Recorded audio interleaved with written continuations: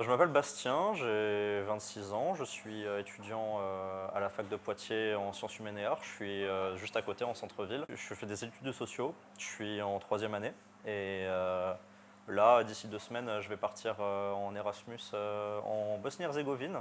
C'est un petit pays à côté de la Croatie. Voilà, je vais partir pour 6 mois et je vais revenir enrichi. Je commence ma troisième année à Poitiers en sociologie. Pour ceux qui ne voient pas ce que c'est la sociologie, c'est un petit peu comme là où la psycho serait la science de l'individu, la sociologie c'est la science de la société, donc des groupes et de leur fonctionnement. Et je me spécialise dans tout ce qui est sciences politiques. Dans le cadre de ma mobilité, je vais partir dans un pays avec une situation politique un petit peu hors du commun et complexe et intéressante pour enrichir mes horizons et me spécialiser. Moi, je me suis dit que c'était un pays vachement intéressant. Déjà, de base, quand j'ai vu sur la liste perso, je le connaissais pas énormément bien. Donc, j'y vais pas par affinité ou quoi que ce soit. J'ai pas d'origine de là-bas, j'ai pas de famille, ceci, cela. C'est juste, je me suis dit que c'était plus intéressant et plus original et plus enrichissant que partir en Angleterre, en Allemagne, Espagne, enfin les destinations connues. Et après, j'ai réfléchi, je me suis renseigné sur le cadre. Je me suis dit, moi qui me spécialise déjà en Sciences Po, c'est un pays avec une histoire politique super intéressante. L'Europe de l'Est, c'est un cadre qui va être très intéressant pour tout ce qui est relations internationales pour l'Europe dans le futur.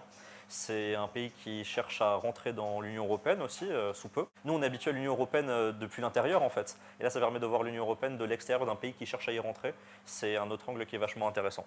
Ils ont 3 langues officielles.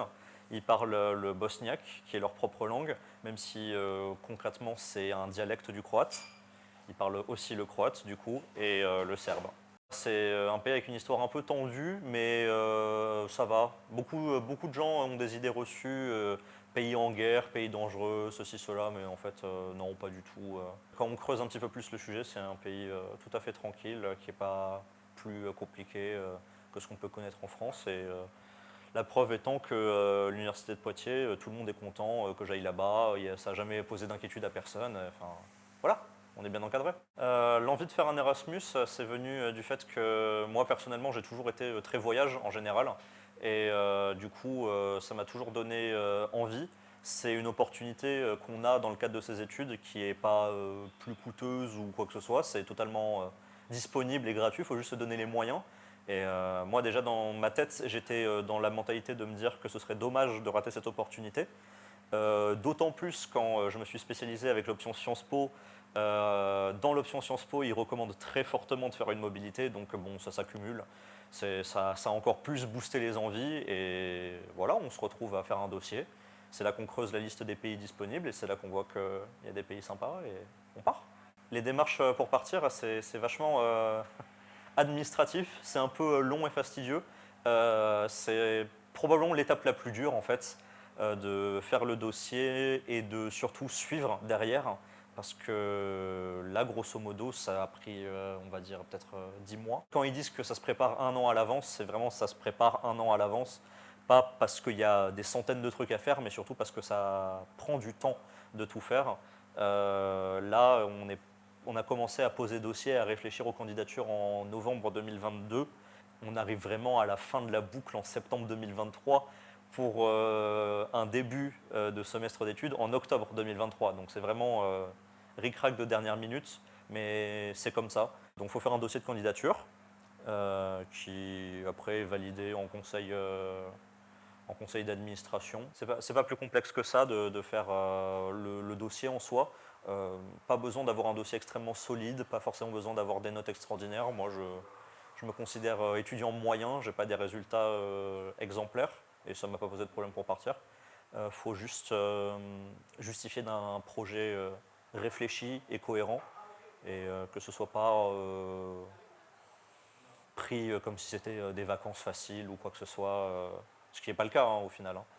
Et voilà, on fait suivre son dossier, beaucoup d'échanges administratifs, beaucoup d'échanges de mails, des deux côtés, que ce soit avec l'université qui envoie ou l'université accueillante. Pour tout ce qui est de l'accueil et de la prise en charge de l'université accueillante, je ne sais pas comment c'est en général, mais moi dans mon cas, L'université accueillante a été vachement impliquée. Je pense qu'ils sont très contents qu'il y ait des gens qui considèrent d'aller les voir et ça leur fait plaisir. Et donc du coup, ils mettent ça vraiment tout en œuvre pour que ça se passe bien. Euh, Il n'y a pas eu de visite particulière, mais ils te mettent à disposition tous les documents nécessaires. Il y a un service administratif qui est là pour répondre à toutes tes questions. On a eu des échanges de mails en fond en comble pour toutes les questions possibles. Ça a toujours été très répondant. Pour ce qui est du logement, ils sont très très ouverts. À la base, ils m'ont proposé une chambre dans un équivalent de Cité U là-bas. Personnellement, ça ne m'a pas convenu parce que c'est pas ce que je recherchais. C'était une chambre partagée. Moi, je veux quelque chose d'individuel. C'est juste un choix personnel. Et ils ont été très compréhensifs. Ils m'ont aidé à chercher un appartement en location avec un particulier, pas dans le cadre de l'université. Et puis, ça s'est super bien passé.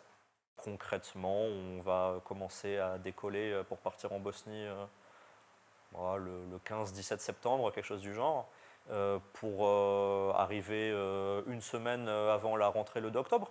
C'est des cours prévus pour les étudiants Erasmus. En fait, c'est un cursus en anglais. C'est une rentrée normale, on va dire. Sauf que je suis pas du coin. On verra ce que ça donne, mais moi je suis très content de partir là-bas. C'est un pays que je ne connais pas.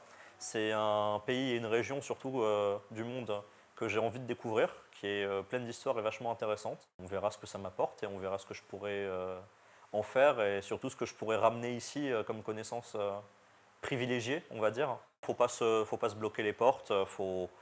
C'est vraiment pas si compliqué que ce qu'on pourrait croire.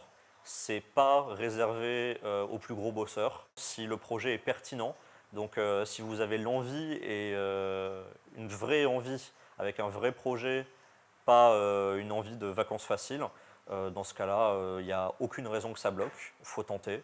Et normalement, que ce soit les universités envoyantes ou les universités accueillantes sont toujours gagnantes à faire partir des étudiants en Erasmus. Donc généralement, ça se fait avec plaisir des deux côtés.